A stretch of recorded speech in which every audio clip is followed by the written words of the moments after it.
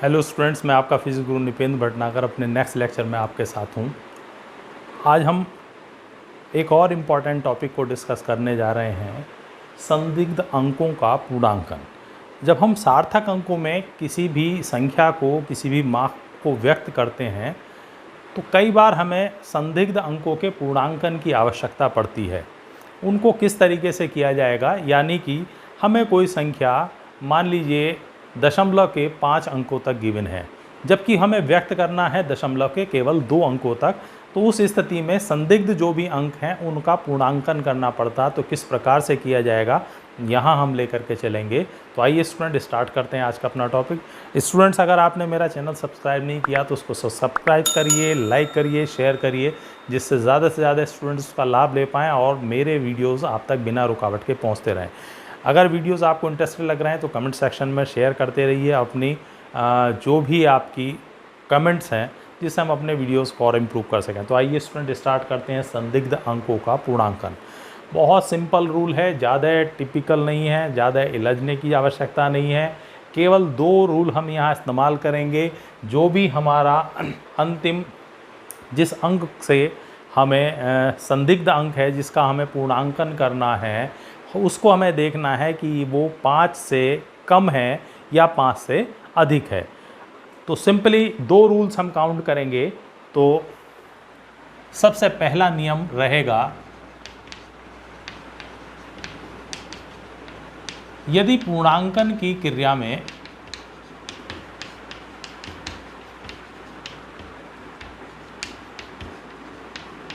संदिग्ध अंक 5 से बड़ा है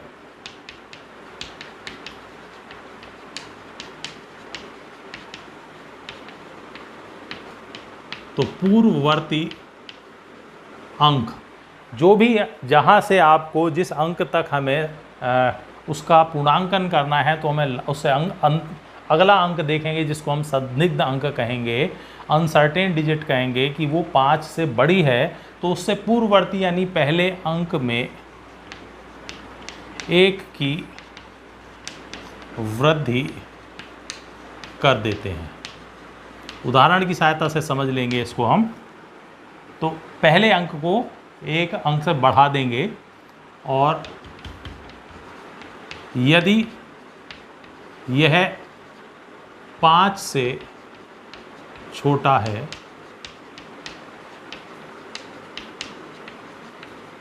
तो पूर्ववर्ती अंक अपरिवर्तित रहता है।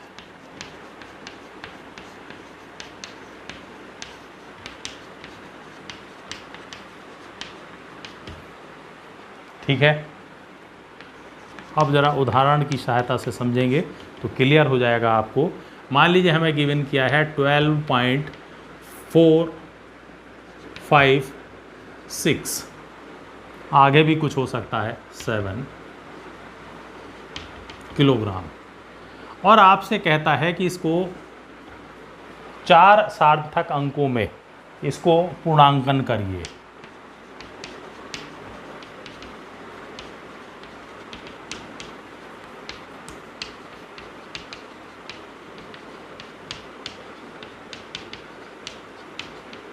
ये हमसे कहा गया है कि इसको 4 सार्थक अंकों में पूर्णांकन करिए, यानी 1 2 3 4, यहाँ तक आपको आंसर इन डिजिट्स में देना है।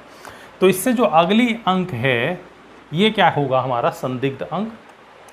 ये हो गया अनसर्टेन डिजिट।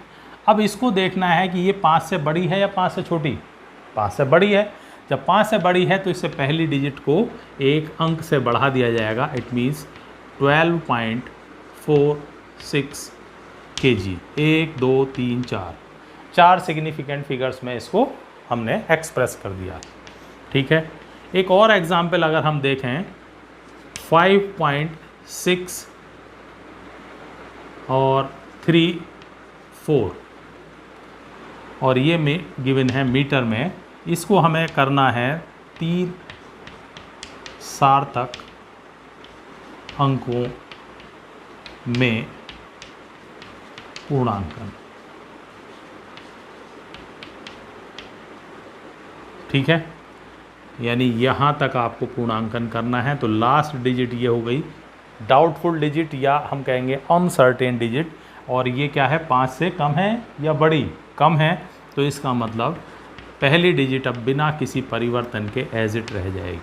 तो 1 2 3 इसको हमने 3 सिग्निफिकेंट फिगर्स तक राउंड ऑफ कर दिया है।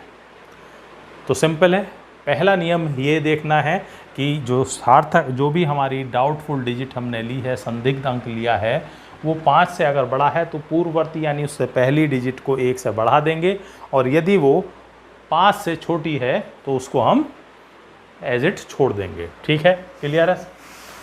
दूसरा नियम,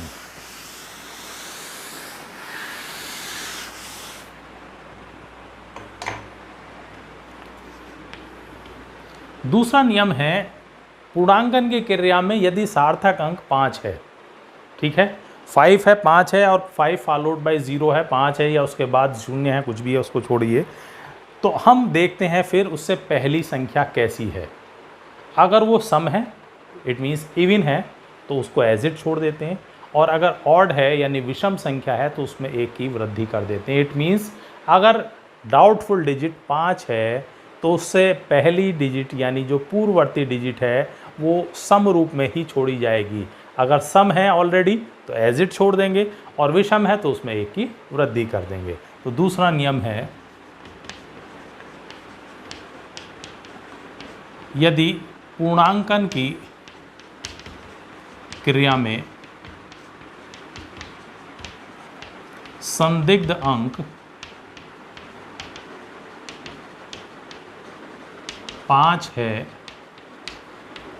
तब पूर्ववर्ती अंक के सम संख्या होने पर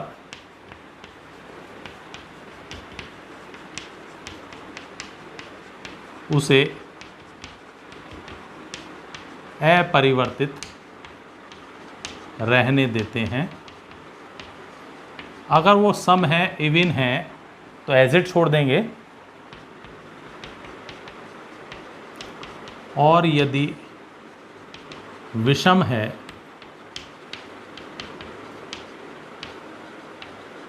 तब उसमें 1 की वृद्धि कर देते हैं। ठीक है, इसको भी उदाहरण से समझ लेते हैं। मान लीजिए हमारे पास कोई वैल्यू गिवन की गई है 12 पॉइंट और 35, ठीक है, और इसमें को हमें 3 सार्थक अंकों में पूर्णांकन करना।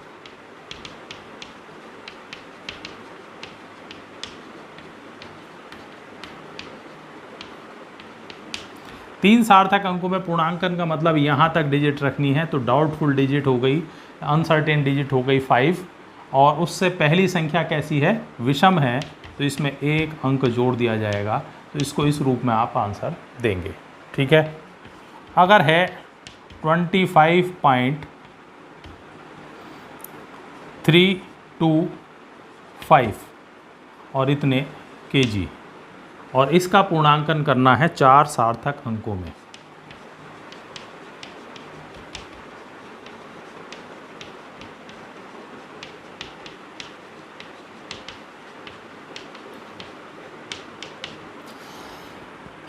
तो 4 सार्थक अंकों में हमने ये देखा जो डाउटफुल डिजिट है वो 5 और उससे पहली की संख्या क्या है, सम है, तो इसको फिर एज इट छोड़ दिया जाएगा 25.32 kg। ठीक है, तो केवल 2 नियम हम यूज़ करते हैं। अगर 5 से बड़ी संख्या है तो पूर्ववर्ती अंक में 1 जोड़ देते हैं, 5 से छोटी है तो एज इट छोड़ देते हैं। अगर वो डाउटफुल डिजिट 5 है जिसका हमें पूर्णांकन करना है तो, और उससे पहली विषम है तो 1 बढ़ा देते हैं, सम है तो एज इट छोड़ देते हैं। तो ये थे राउंड ऑफ करने के नियम। इसके बाद देखते हैं हम गणितीय संक्रियाओं में, जब सार्थक अंकों में मापन हमने अलग अलग कई मापों को आपस में जोड़ा या घटाया जा रहा है, गुणा या भाग की जा रही है, तब अलग अलग संख्याओं का चूँकि मापन अलग अलग किया है और उनमें सार्थक अंकों की संख्या अलग अलग है, तो जब उनको गणितीय संक्रियाओं में लाते हैं, जोड़ने, घटाना, गुणा, भाग में, तब क्या नियम होंगे, रिजल्ट किस तरीके से दिया जाएगा, कितने सार्थक अंकों में देना होगा, वो यहाँ हम समझेंगे। तो नेक्स्ट टॉपिक लेकर के चलते हैं हम।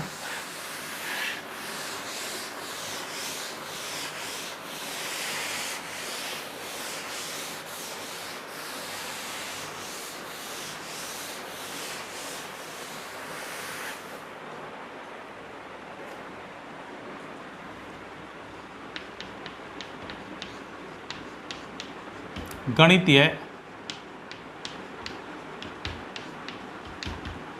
संक्रियाओं में सार्थक अंक।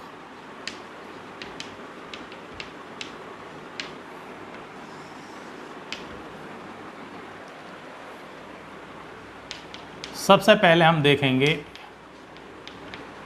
योग या अंतर में सार्थक अंक। दोनों के लिए एक ही चूंकि नियम काउंट होता है, तो जब हम दो या दो से अधिक मापों को जोड़ते हैं तो उनके जोड़ने घटाने से जो हमें परिणाम प्राप्त होता है उनमें सार्थक दशमलव के बाद सार्थक अंकों की संख्या उतनी होनी चाहिए जितनी सभी जोड़ी या घटाई जाने वाली संख्याओं में दशमलव के बाद न्यूनतम सार्थक अंक हैं। यानी जितनी भी संख्याओं को हमने आपस में जोड़ा है तो हम ये देखेंगे कि दशमलव के बाद सबसे कम सार्थक अंक किस संख्या में है, और जितने उसमें सार्थक अंक हैं वो ही हमारे परिणाम में होने चाहिए। ठीक है, तो दो या दो से अधिक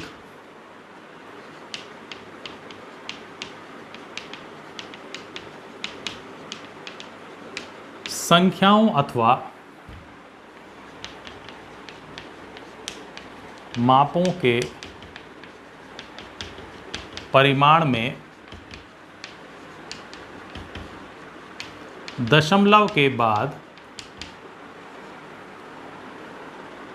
सार्थक अंकों की संख्या या दशमलव के बाद अंकों की संख्या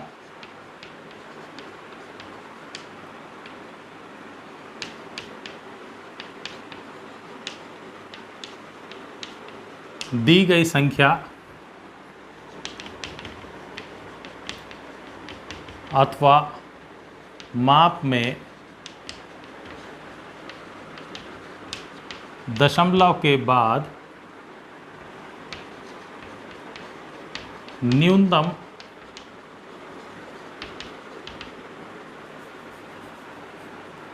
अंकों के बराबर होनी चाहिए। ठीक है, उदाहरण से आपको ज़्यादा क्लियर होगा क्या इस पॉइंट में कहा गया है। मान लीजिए हमारे पास तीन माप हैं जिनको हम जोड़ रहे हैं।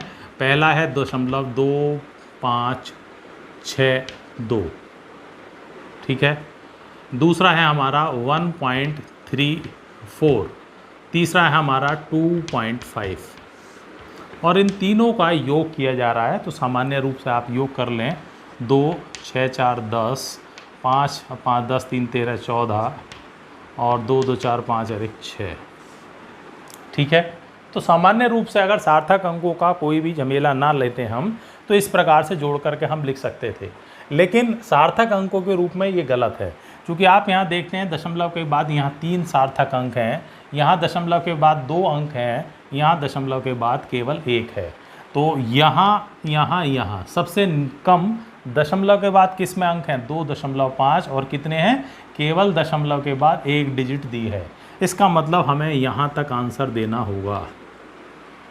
अब इससे अगले अंक हम देखेंगे, ये हुआ हमारा डाउटफुल डिजिट, तो 0 है, इसको एज इट ड्रॉप किया जा सकता है। तो आंसर आएगा आपका 6.4।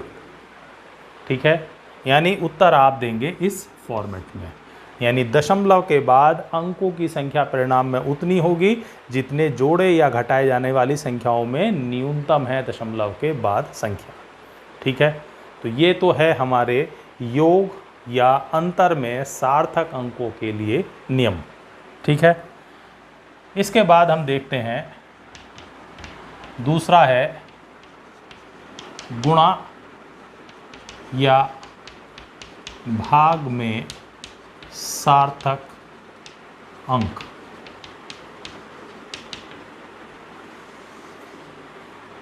ठीक है, जब दो या दो से ज़्यादा है, यहाँ हमने ये नहीं देखा इसमें 4 सार्थक अंक थे, इसमें 3 थे, इसमें 2 थे, तो हमने सार्थक अंकों की कुल संख्याएं नहीं देखी, दशमलव के बाद अंक देखे हैं जिसमें न्यूनतम दशमलव के अंक थे, उस रूप में आंसर दिया गया है।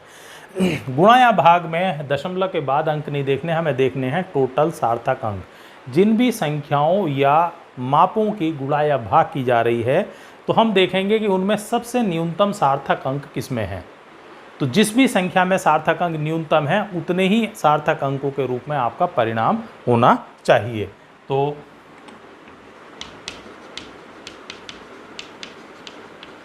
दो या दो से अधिक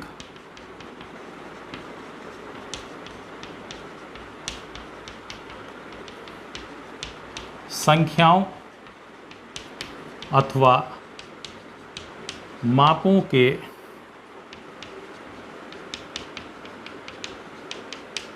गुणा या भाग से प्राप्त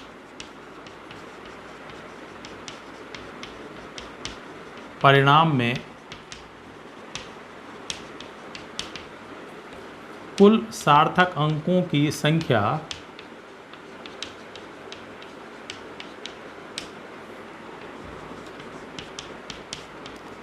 ली गई संख्याओं अथवा मापों में न्यूनतम सार्थक अंकों के बराबर होनी चाहिए।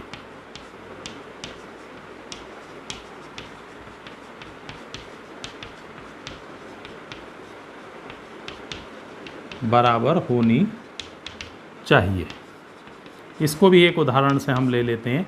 मान लीजिए हमारे पास संख्या है 1.234 और दूसरी संख्या है 2.5 और इन दोनों की गुणा की जा रही है।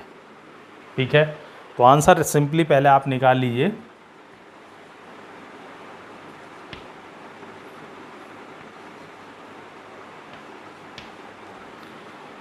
एक दो तीन चार, 1 2 3 4, यानी ये वैल्यू आ रही है 3.08550। ठीक है, यहाँ सार्थक अंक कितने हैं? 1 2 3 4।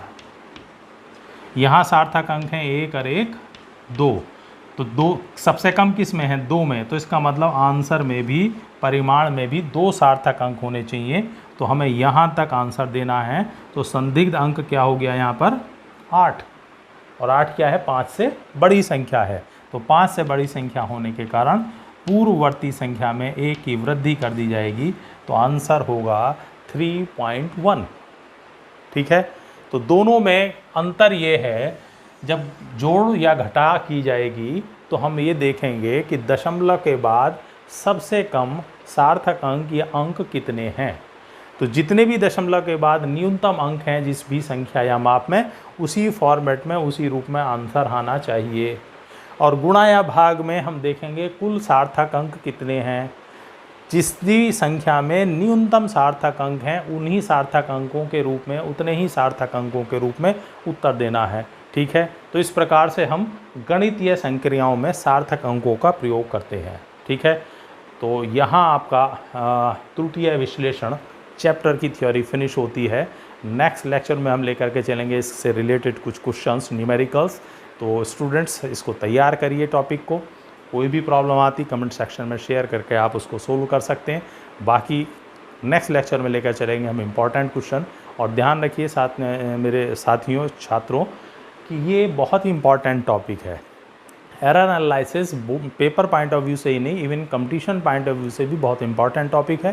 कोई भी कंपटीशन ऐसा नहीं होता जिसमें एरर एनालिसिस त्रुटि विश्लेषण में से क्वेश्चन ना आता हो। तो it is important topic for your career point of view, जब आगे कंपटीशन आप देना चाहते हैं उसके लिए भी। तो इन सारी चीज़ों को ध्यान से समझिए जो अब तक चैप्टर में कराई गई हैं। कोई भी प्रॉब्लम आती है उसको कमेंट शेयर करिए, उसको सोल्व करने की कोशिश की जाएगी। जल्दी मिलते हैं नेक्स्ट लेक्चर में। तो स्टे सेफ, स्टे हेल्दी, मिलते हैं नेक्स्ट वीडियो में।